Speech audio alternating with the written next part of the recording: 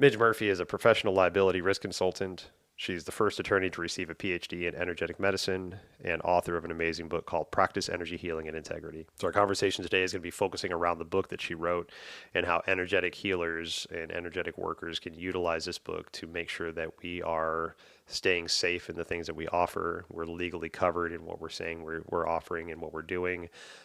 We're staying ethically sound and morally sound in what we're offering and doing. This conversation is extremely eye opening for me. We want to help people. That's why we're doing this. But we also need to make sure that we're covered. So, today's conversation, we're going to talk about how to keep your website safe, type of insurance you might need, type of paperwork that you might need, common missteps that we see, and how to keep people safe in public events. There's so much in this conversation. It could have gone on for much longer than it did. And I really encourage you to read the book that she has written. It can be something that can help you stay safe and stay practicing and helping people for a very long time. Hope you get something out of the conversation. We'll see you on the other side. All right, welcome back to our show. Today I'm joined by Midge Murphy. Midge is a professional liability risk consultant. She's an author, a very amazing speaker, and one of the main reasons I'm having her on today is she's graciously written this book called Practice Energy Healing and Integrity, The Joy of Offering Your Gifts Legally and Ethically. And for anybody that's in an esoteric realm, energy work, yoga teaching, anything like that, this is something that I think everybody needs to have or have an awareness that is out there for you to get help from. So many times have I come across people in this industry that have little to no insurance, that have little to no understanding of the ethics that go along with the energy work that we're doing, but their heart's in the right place. They want to help. They want to be out there. They want to share their gifts. But they leave themselves open to some kind of legal repercussions, some kind of false advertisement, sometimes touting things that aren't medically proven, right? And so those are things that we don't realize can get us in a lot of trouble. And here is the blessed Midge Murphy to let us know all of the things and all of the ways to cover ourselves to make sure that we can still show up the way we want to and help the people we need to help. So thank you so much for being here and sharing your wisdom and for writing this book. I'm so excited to chat with you about this. Oh, Adam, thank you so much. I'm very happy to be here. It's my path of service. Yeah. And so if I'm not mistaken, you're the first attorney to receive a PhD in energy. Energy medicine. Energy Yes, that's medicine. correct. Wow, that's Yes. amazing. And so first, before we get into your content, how did you make that shift from, this legal work that you do into energy work, or was that already kind of there for you? Oh, not at all. Okay. That's quite a journey. I mean, I practiced entertainment law in Los Angeles for over a decade, Hmm. and um, and I realized that I had reached the goal that I wanted to become a respected entertainment attorney, and then I just felt a little empty inside. I'd worked so hard, put myself through law school, became very successful, worked for the major studios. And I don't know if you've heard of the book Autobiography of a Oh Yogi, yeah, most definitely. Paramahansa Yogananda. And so that kind of was an eye opener for me. And it kind of shifted sort of where I was focusing next. And that was more on a spiritual path and understanding more about that aspect of my life, which I really hadn't addressed going through law school and trying to start a career. So one of the things that happened was I started to do massive traveling. I co-owned an adventure travel company. Hmm. So I was doing high altitude mountaineering treks all over the world. So mostly in India, Pakistan, Wow. Nepal, Bhutan, and also all over South America, Peru, Patagonia, Bolivia, Ecuador, Hmm. etc. So I was exposed to a lot of very interesting indigenous cultures and different ways of sort of perceiving consciousness and reality. Yeah. And that was very eye-opening and enlightening and kept me sort of just searching, just looking and studying and being exposed to these other types of religions and cultures. So I think the turning point for me, however, switching into energetic work was in the mid 90s. I became a hospice volunteer at our local hospital here in Eugene, Oregon. Hmm. And through that process, I was there for about 8 years. I had an opportunity to learn therapeutic touch Hmm. as a volunteer. And so I was like, okay, I'll try to learn this. This is curious. I don't know. But the thing that happened was when I learned therapeutic touch, I could feel the energy. It was so me. which is surprising because I thought, well, I'm an attorney. What am I doing reading energy, you know? So it's like, okay, but that kind of really spurred me on to even research more and realize this was a gift that I had. And that's when I was introduced to Norm Shealy and Carolyn Mace and went through my PhD program. And I really wasn't sure what I was going to do when I came out of that degree and going through the dissertation and all of that. But what I noticed is what you noticed, we talked a little bit earlier, is that there was this huge void here. Hmm. I'm an energy healing practitioner myself. So besides therapeutic touch, I've been initiated as a Reiki master. I'm certified in matrix energetics, and I've been a student of shamanism for over 20 years. Hmm. So I use a lot of shamanic processes when I do my energy healing work. So I realize I'm kind of this really interesting combination of knowing the energy healing world, but also having understanding of the legal and regulatory and business side of things. And so that's what sort of spurred me into realizing that in order for us as a field of energy healing practitioners to become more accepted into the mainstream healthcare field, in order to be a better service to our clients, is to be trained and have some education around the legal and ethical and risk management tools that you can put into your practice so that you actually elevate your practice and what you know. Because you said people have good intentions. And what I've seen over the last 15, almost 20 years I've been doing this is that everyone, for the most part, has good intentions. They just don't know any better. Right. They don't realize that there are boundary issues. They don't know what it means to have a client-centered practice. They don't understand the dynamics of a therapeutic relationship. So there's much more that goes into being an ethical practitioner than just having a good intention.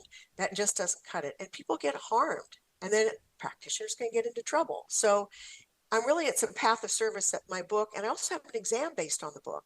Yes. So which is great. So a practitioner can read the book. So what? Big deal. But if they have that certificate of completion that demonstrates they have a level of understanding and knowledge about the ethical and legal issues in the practice of energy healing methods, it's a professional credential. Hmm. It makes them look better. It demonstrates that they've taken this training, and it's something they can show to their potential clients to legitimize what they're doing, because people are looking for professional practitioners who practice in integrity. Definitely. And I love that, just listening to your story, we find these transferable skills that we might not realize that we have that can be used in other industries. And for myself, I came from restaurants and was there for about 20 years in GMs and management, director of operations kind of idea. So I had a good business understanding coming into this. And when my first foray into the energetic world was doing yoga teacher trainings, and it was great. I was able to help a friend of mine legitimize their business, get taxes, all the business license, all that fun stuff. And on paper everything looked okay, but as we started doing these trainings, I started seeing a lot of very big opportunities for things to go wrong. And the main thing that I saw then, and honestly I still see this quite a bit, is people being put into places they're not ready to be, and then not having the support that they need if something does happen, right? So let's say that you are having you're going to do a deep dive inside yourself, right? And you're standing in front of a bunch of people, and the teacher trainer is like, okay, I want you to go deep and tell me your deepest, darkest fear. And let's say that person does. And then all of a sudden that triggers a release, and that person starts to sob or break down.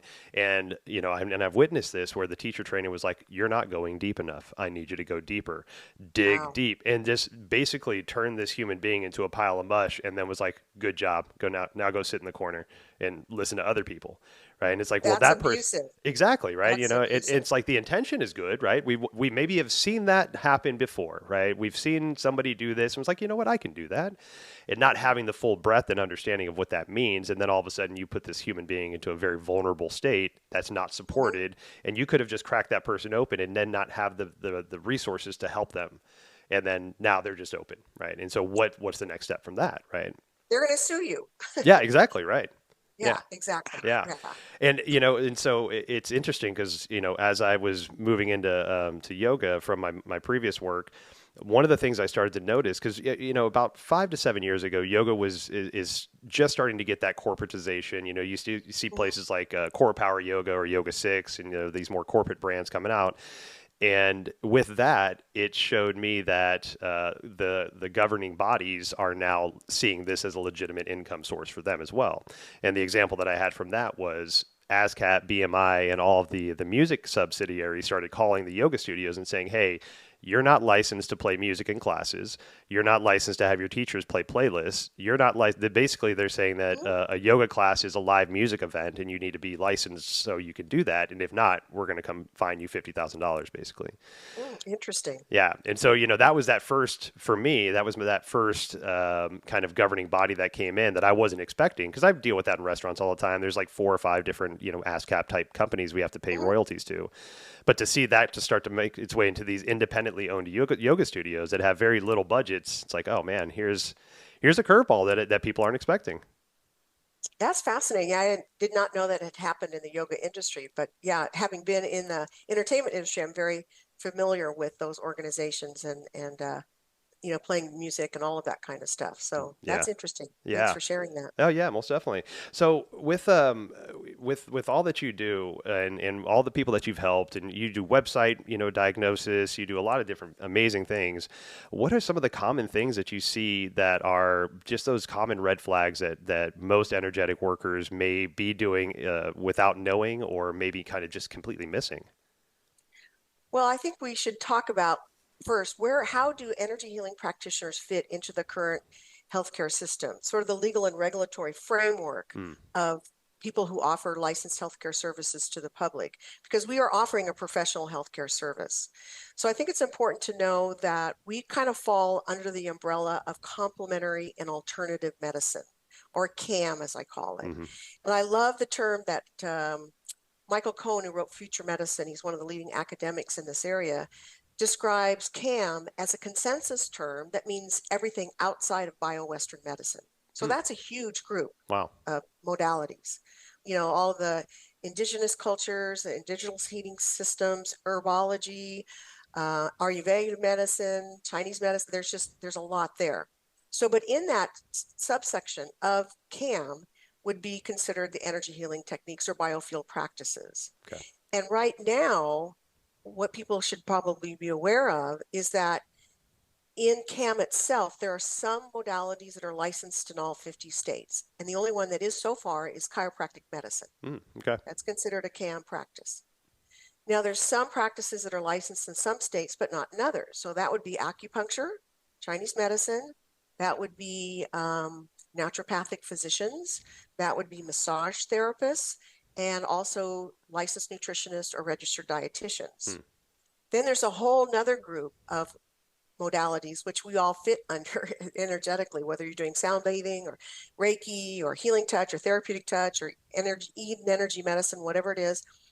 They're completely unregulated, Hmm. except for there are some states that now require you, if you do any kind of hands-on energy healing work, you have to be a licensed massage therapist in your state. So if you are, I would certainly encourage anyone who's listening who does hands-on healing work, such as Reiki, that they take a look at the Massage Practice Act in their state to see whether or not they're exempt from having to be licensed or they're required to being licensed. Hmm. So I think that's important because what people don't realize is that what's happening out there is that states are saying this is a completely unregulated field. It's all over the map. It's the wild, wild west. And so we are looking at licensing energy healing practitioners as a way to protect the safety and welfare of citizens. So licensing statutes really come from the 10th Amendment to the United States Constitution, which allows states to pass laws and regulations that protect the safety and welfare of its citizens. So all the licensing statutes that you see for all that various healthcare fields, whether it's medicine or psychotherapy or nursing or PT, that's the underlying regulatory value of why states license healthcare professionals. So I kind of wanted to give a sense that this is where the field is moving, is to becoming more legitimized by becoming licensed. And so there's a lot of misinformation about that. Yeah. But I think for a practitioner, what's important to realize is that the way they advertise their services, uh, they don't have the proper documentation. The biggest threat that we face as unlicensed practitioners is being charged with practicing medicine without a license. Hmm. And it's a big, big risk. And also psychotherapy, depending on what kinds of words you use. So those are the major risks from a regulatory standpoint that energy healing practitioners face. Hmm. And the other piece is that there are some safe harbor laws, which I won't go into right now. But for instance, let's say on your website, you say you give treatments, or you have patients, Mm-hmm. or you do therapy. Those words, the perception is you are offering licensed healthcare services.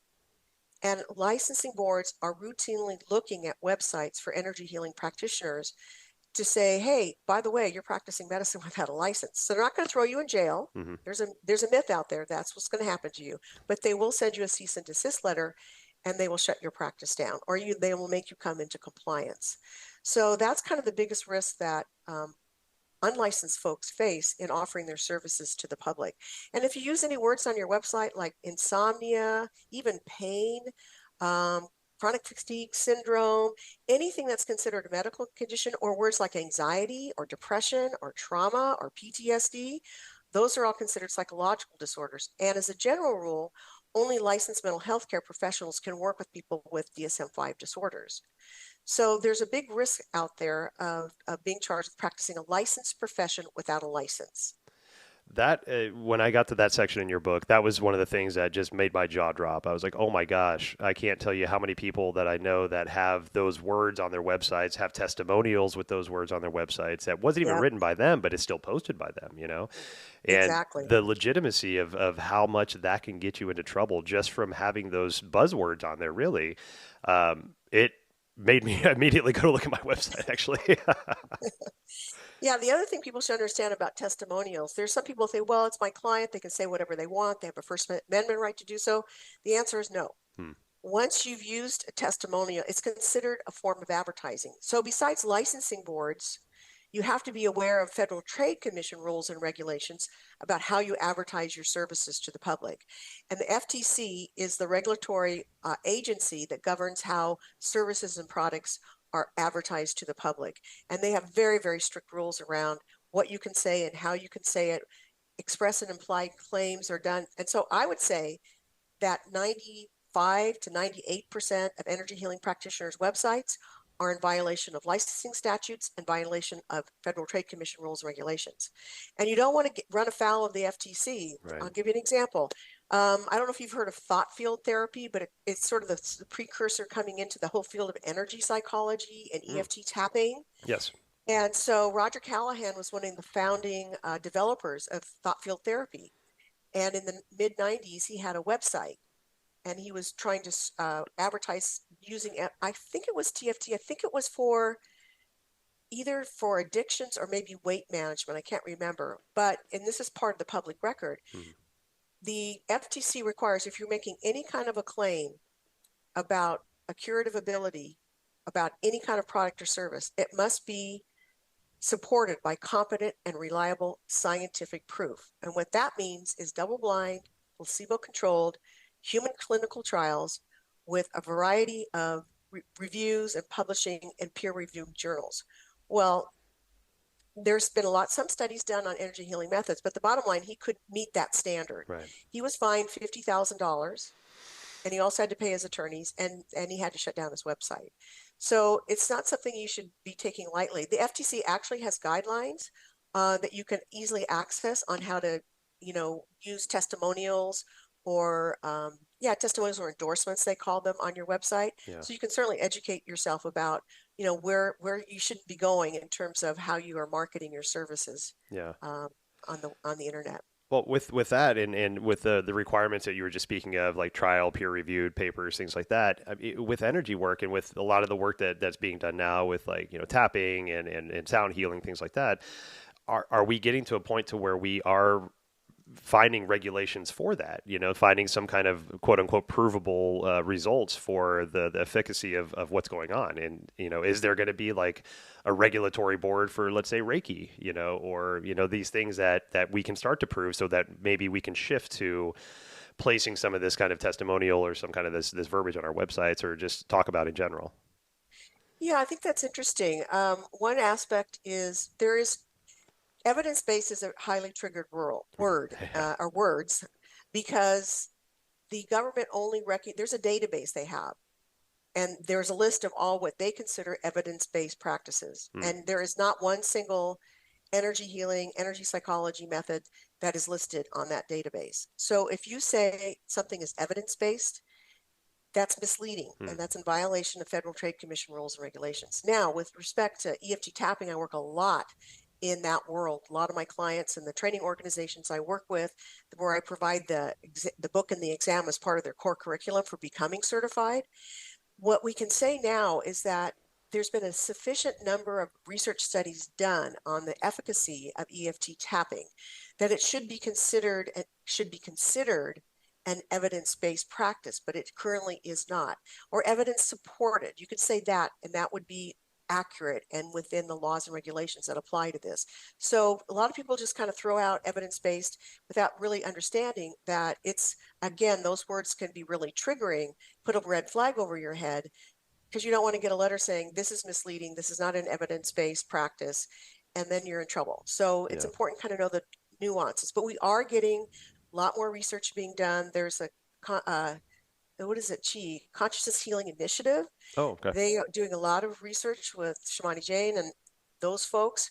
So we're moving forward because that's what's important. Those are the components that need to be brought forth in order for the whole field to be more accepted. And the other piece that's missing, which I mentioned earlier, is nobody, unless they've done the training with me, that I have several organizations I work with, if they're not trained in ethics and legal issues, there is no way that that's going to be acceptable. Along with the research, this piece has to be completed in order for practitioners to be more integrated into the integrative whole health and to be able to expand their practices, have more employment opportunities. So we're moving slowly, slowly to becoming more legitimized. And the thing is, anyone can hang up their shingle and say, I'm an energy healing practitioner. Right. They can go to a weekend workshop. They can read a manual. Hmm. Well, I'm sorry, that just doesn't cut it. That does not make you a professional healthcare provider. So it's being recognized as we know that these methods can really help, support health and well-being to so many people because they work,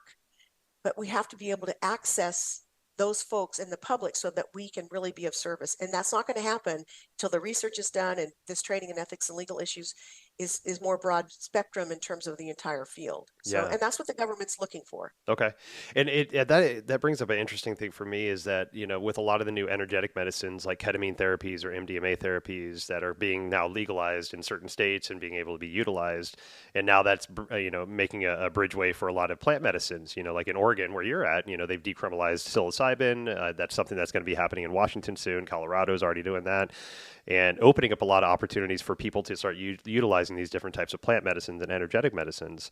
And is the field of legality growing with that too, and learning to find ways to allow practitioners to hold that space utilizing these medicines, but not maybe being a little more covered in that aspect.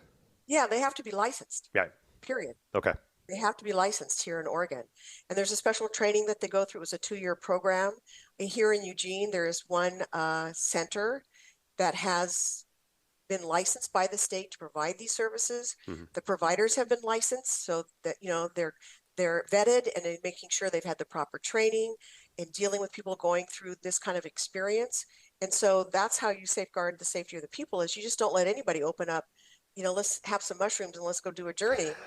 It's a very controlled and regulated practice so that the safety and welfare of the citizens who want to access these practices and this experience can do so as safely as possible. So the bottom line is you have to be licensed to offer those. Yeah, yeah, and actually, there's a beautiful center. If that's not the one you're talking about, but it's called Third Wave. That's in the Oregon area, ran by a guy named Paul Austin. That's been just really one of the front runners in this in the psilocybin world, at least.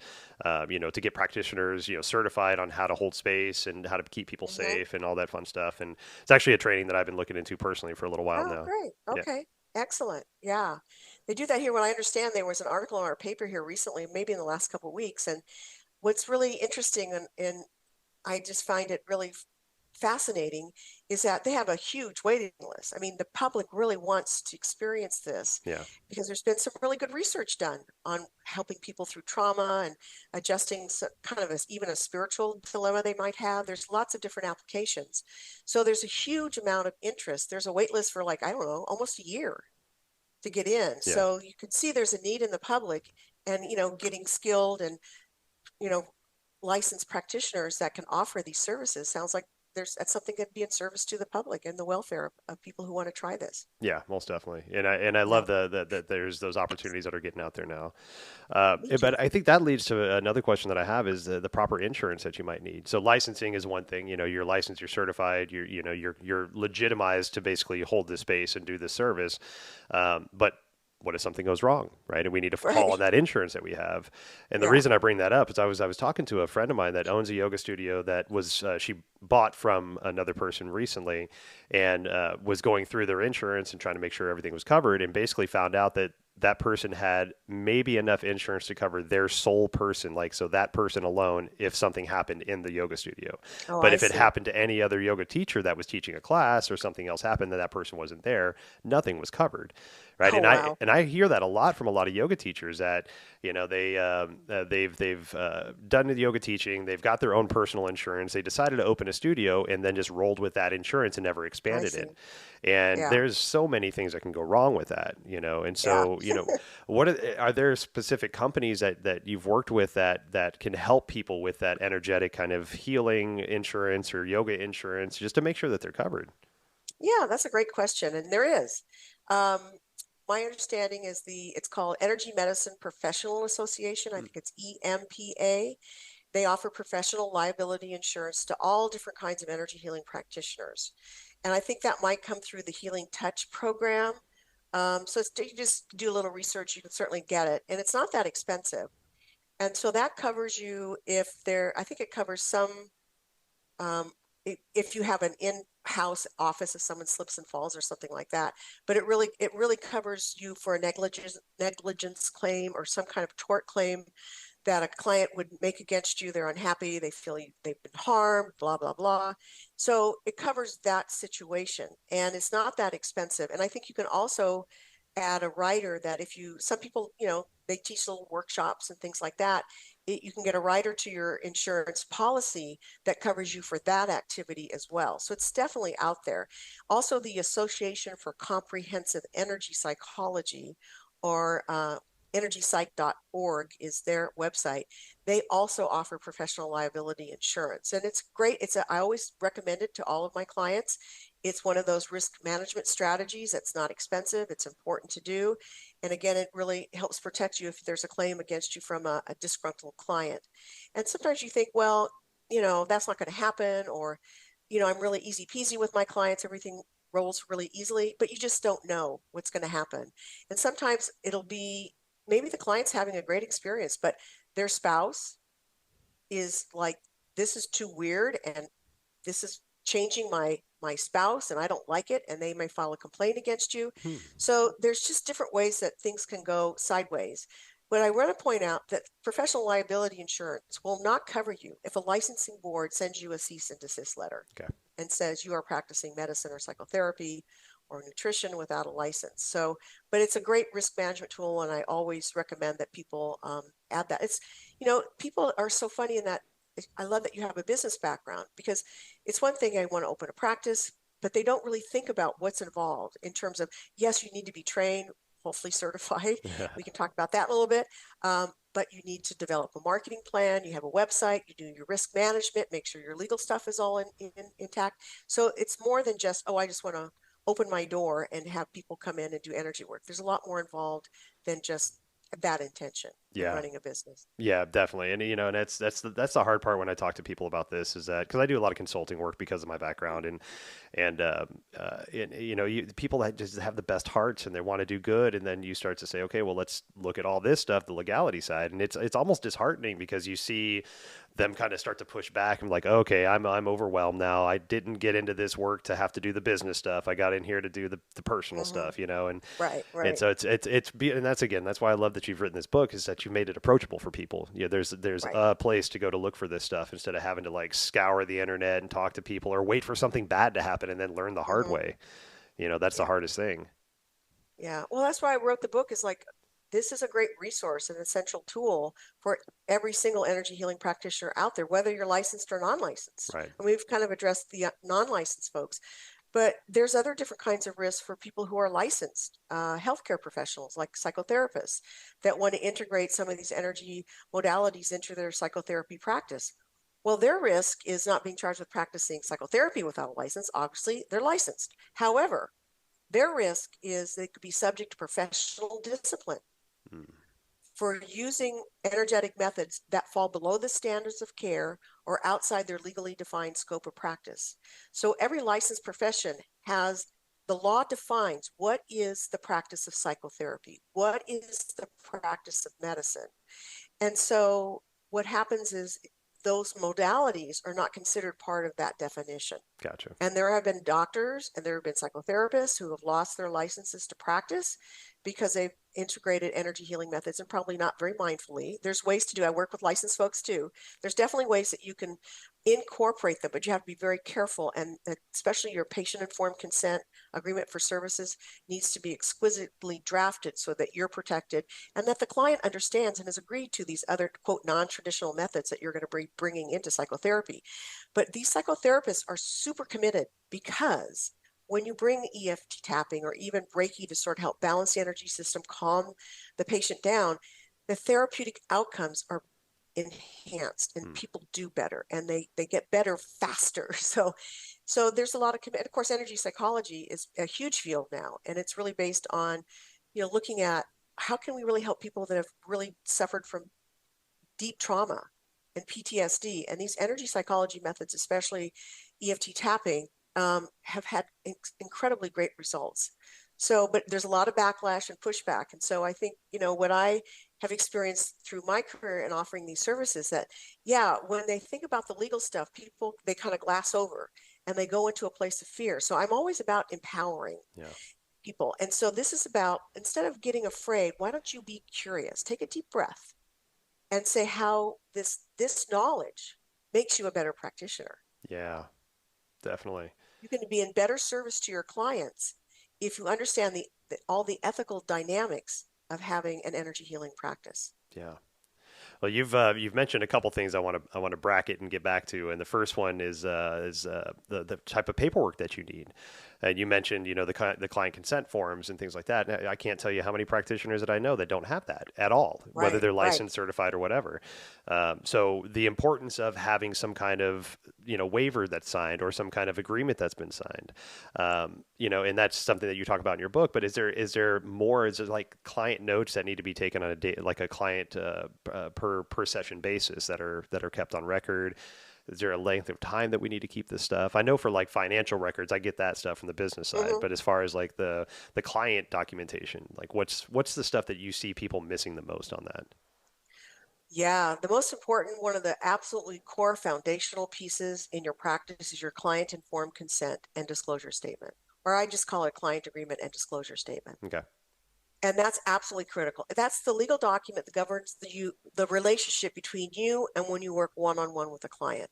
And the law recognizes a high level of responsibility when you're offering your services as a professional healthcare provider to another individual. So without this, there's all kinds of issues that come up, and lack of informed consent is now considered a form of negligence. Hmm. And negligence is the failure to honor the duty of due care to your patients or Okay. your clients. So it's really important. It has to be drafted specifically for you and the modalities that you offer because each practitioner is unique. It also has to be drafted specifically to the laws and regulations that apply to you in your state. So for instance, let's talk about California for a second. Hmm. They have what's called a healthcare freedom law. There are 11 states that have healthcare freedom laws. And it's kind of a sweet spot because what that means is that government recognizes that one of the essential healthcare ethical principles is autonomy, the client's right to choose. Hmm. So the California legislation said, hey, our citizens really want to access these alternative healing arts practitioners. But it's really kind of tough because they're always under the threat of being charged with practicing medicine without a license. So the state carves out this little safe harbor, which says, okay, if you're an alternative healing arts practitioner, you can offer your services to our citizens, provided that you're in compliance with law. Okay. So the law is about, okay, obviously, you're not going to do surgery, you're not going to do x-rays, you're not going to tell somebody to stop taking their meds, you're not going to diagnose anything. So as long as you're doing things that you're not supposed to do, that's fine.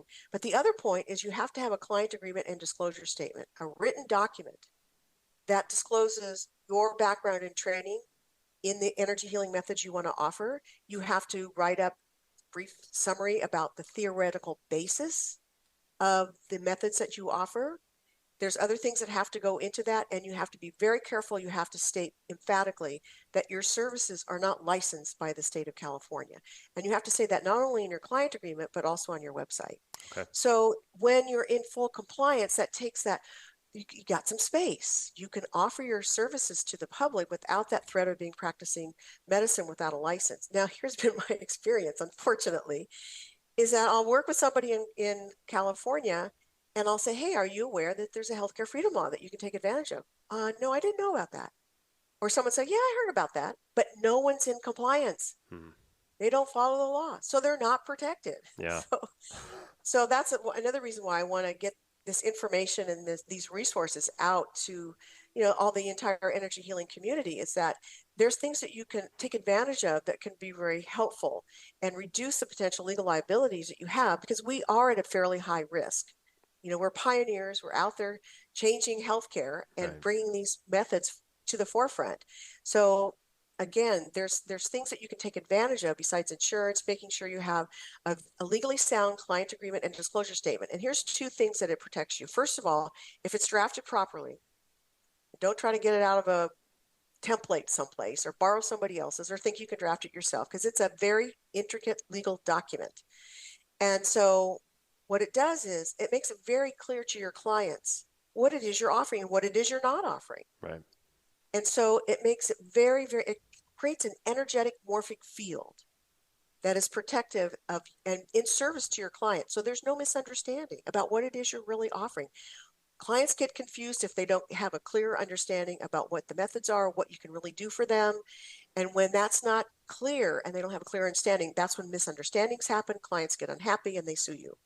The other piece that it does, it's very protective of you as a practitioner, because if you were ever questioned by a licensing board, you could show them your client agreement. This is, I clearly state in my client agreement that I do not offer any kind of medical services. I'm not going to diagnose or treat any kind of psychological disorder or medical condition.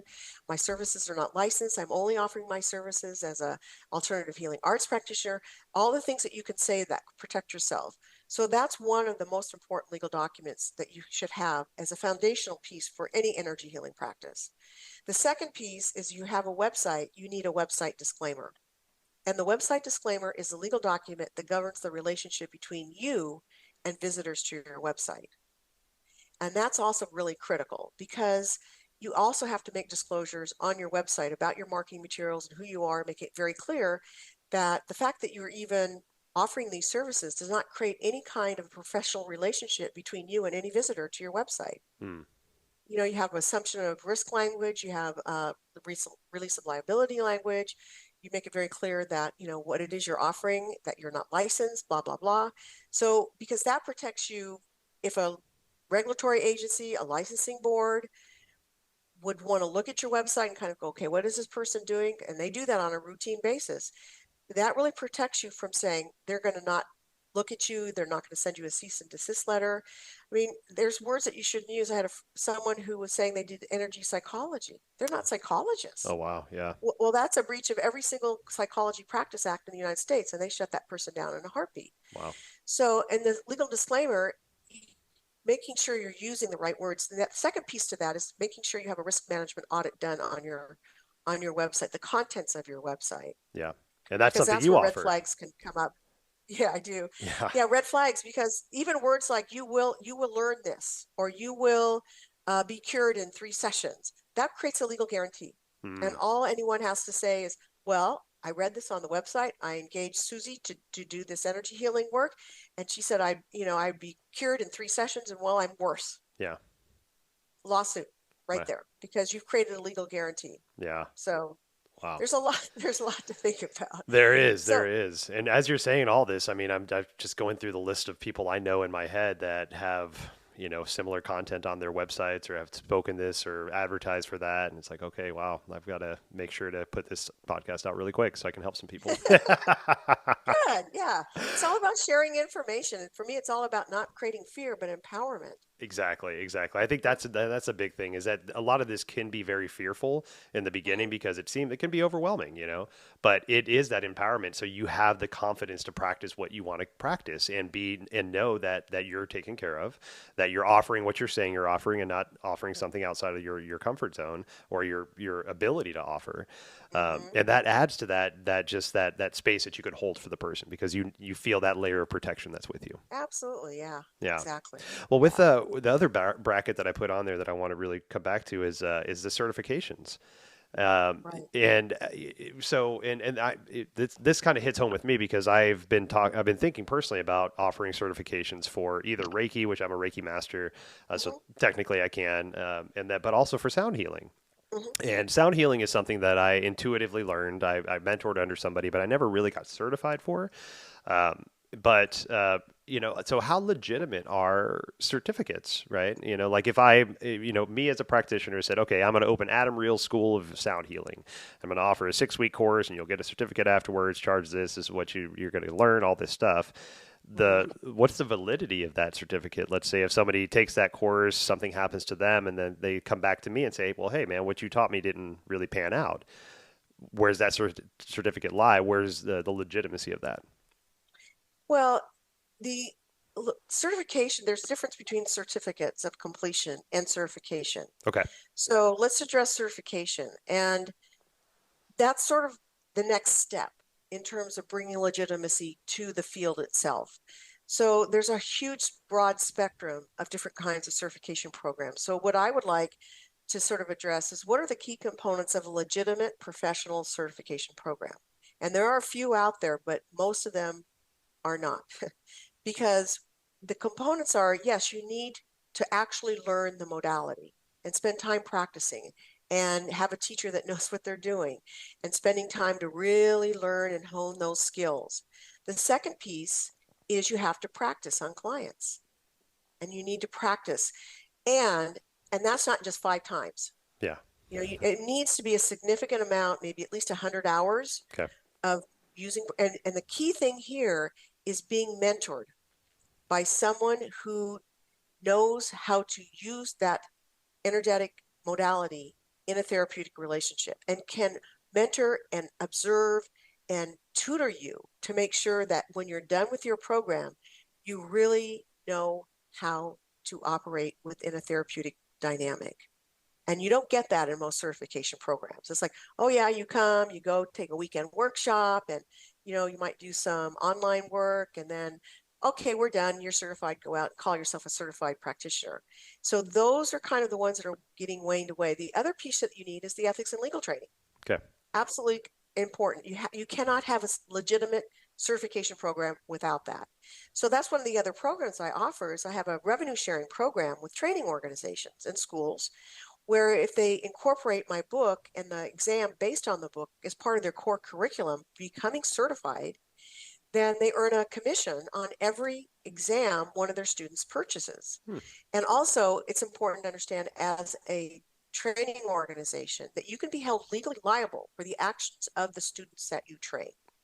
Okay. So it behooves you to make sure that you are training highly professional practitioners that have an understanding of the legal and ethical issues in the practice of energy healing methods. The other thing I think is really important in a certification program is that you need to have experiencing that modality.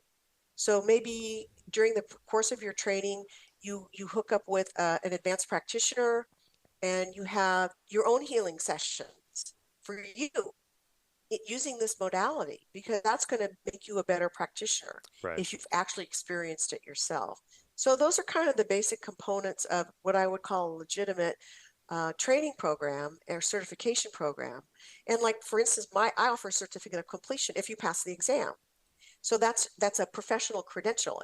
You're not certified in anything, but you have demonstrated a level of competency and understanding. So if you're going to do some Reiki training, you could certainly offer that and give them a certificate of completion. Hmm. If there's some way you can measure their abilities and skills at what you've trained them in. If not, you give them a certificate of attendance, Ah, which only okay. indicates that they've attended these. They haven't, certificate of completion indicates generally means that you've gained some kind of skill in or understanding about whatever it is you're getting certificate of completion in. But if you're just wanting to offer some trainings and maybe just for people to kind of learn basic Reiki or whatever it is you want to do, you could just offer them a certificate of attendance. But then what you need to make sure you've done is, here's another document that you need, is you need a release and participation agreement for any kind of training or workshop, webinar, whatever it is that you're doing between you and the participants in the workshop. Because you can open yourself to all kinds of legal liability to participants who come if you don't have this legal document in place. Wow. Because the law recognizes a very different relationship between you as the instructor or trainer, whatever you want to call yourself, and a participant in a workshop. First of all, you can't screen them. You can screen a client. Should not accept any client that wants to come to you and work with you. You make sure that they're appropriate for you and that there's mutually agreement around that. But the thing is, when you open yourself up to a public workshop, you don't know who's going to show up. Right. And so there's a lot of legal issues that you need to address and make sure that you're safe and that the clients, and it's all kind of a deterrent. If someone has signed a release of liability and participation agreement and it's legally sound and it's protective and they understand what it is you're offering and they assume all risk, blah, blah, blah, release you from liability, then it's less likely they're going to file a lawsuit against you. Hmm. If they claim that they were hurt or they didn't get what they thought they were going to get, whatever it is they're complaining about. And the thing is, you could say, well, that's ridiculous. Of course I got what I said I was going to give them. But you have to remember it's their perception. Right. They're making the claim. You got to deal with it. Yeah. Even though it may not have any merit, it could be just totally frivolous, but you still have to deal with that individual. Yeah. So Wow. All right. Wow. Okay. I got one more kind of scenario based question for you. And then, but okay. So, and this is, I've seen this kind of rising up recently. It's content based websites that sell subscriptions, right? And so let's say me as an energetic worker, I sell a subscription to my website, and on that website, I have videos of like training videos, like how to use sound bowls, how to use a tuning fork, how to use breath work, how to use these different things, right? 10-minute videos, 15-minute videos, whatever it is. And let's say it's $5 a month, and you get access to X amount of videos. If you pay $10 a month, you get all the videos. Now, me as the person putting those videos up and just utilizing those as just information sharing, but I'm charging for the subscription to that website. And let's say somebody sees the way I use a tuning fork and says, okay, cool, I'm going to use that on my client, uses that on the client, and it doesn't go well, right? Is there legal repercussions that can happen for me that's hosting the website, putting the content out? Or does that just kind of go from, because I'm not like certifying anybody and saying you're going to get a certificate from this. I'm just putting informational videos out that have worked for me. you're opening yourself up to a ton of legal liability. Okay. So you need a membership agreement. Okay. And to make sure, it's really tricky. You have to be extremely careful about putting up any kind of training information, how-to information, because all you need is one person saying, well, I did that, and now, because it said, oh, it could help with depression or make me feel better, and guess what? It just took me the other direction. Right. So there's a lot of sort of liability issues around that. So you need a really strong membership agreement that, says you take full responsibility. This is just for informational purposes only. It's not giving you any kind of advice on medical or psychological issues, blah, blah, blah. There's a lot that needs to go into it to protect you, because without it, you are opening yourself up to a can of worms, because anyone can become a subscriber. And then, yeah, if they decide, oh, I'm going to use this on one of my clients and it really goes bad, because there's a lot of contraindications to tuning forks. Okay. They're not appropriate for everybody. Right. I mean, I work a lot with the Biofield Tuning Organization, Eileen McCusick, Okay. and I've worked with her a lot because we have to disclose that there's contraindications, and there are certain people that should not have tuning forks used on them. So yeah, I mean, you could be held liable. That person that was injured could say, well, I'm going to sue the practitioner who hurt me, but I'm also suing the person that said, okay, you can use this on me. So yeah, a membership agreement. Again, if you have just a general website, I always advise my clients to not put any kind of training, how-to information on your website, because the legal liability is huge. A lot of these people will want to put on like a tapping chart, or Hmm. this is how you learn to do EFT tapping. And that opens a can of worms, because one person could have a ad reaction to doing something on your website, and right there you're subject to a ton of legal liability. So I really advise not putting how to do things, instructional manuals, any of that kind of stuff on your website. It's just too risky. Okay. Wow.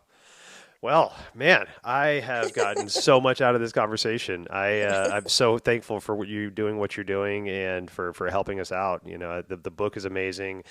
There's beautiful talks that Midge has done online. You can find her on YouTube. I mean, just so much information that's coming out of this, and it's stuff that we need. You know, and there's ways to legally and ethically approach this, and I love the fact that this is part of the conversation now, you know, and that we can start to legitimize. And like you said, this can be that wave of legitimacy that it needs to start to make this a viable profession that is going to be out there, and that helps support the Western medicine just like it needs to.